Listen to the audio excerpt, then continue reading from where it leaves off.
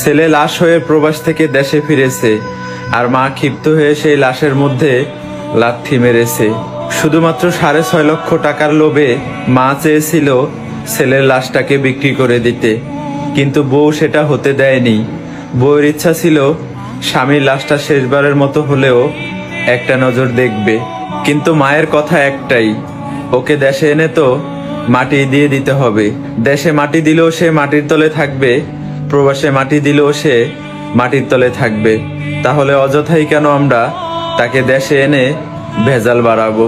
তাই মাকে যখন কফিল জিজ্ঞেস করলো এই লাশটা পাঠাইতে দেশে প্রায় 6.5 লক্ষ টাকার মতো লাগবে, আপনারা কি টাকা নেবেন নাকি লাশটা এই টাকা খরচ করে দেশে পাঠাবো?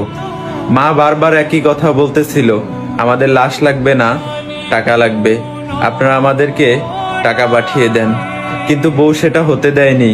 শাশুড়ির হাতে পায়ে ধরে হলেও এই লাশটাকে সে দেশে আনতে চায়।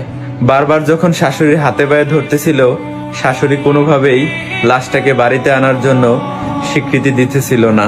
বউয়ের হাজারো চেষ্টায় শেষ পর্যন্ত লাশটা দেশে এসেছে, কিন্তু মা ক্ষিপ্ত হয়ে সেই লাশের মধ্যে হাজার হাজার মানুষের সামনে লাথি মেরেছে। এইরকম একটা ঘটনা বিশ্বাসের যোগ্য না।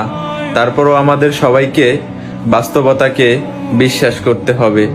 একটা মা হয়ে কিভাবে পারলো একজন প্রবাসী সন্তানের সাথে এইরকম একটা ঘটনা ঘটাইতে?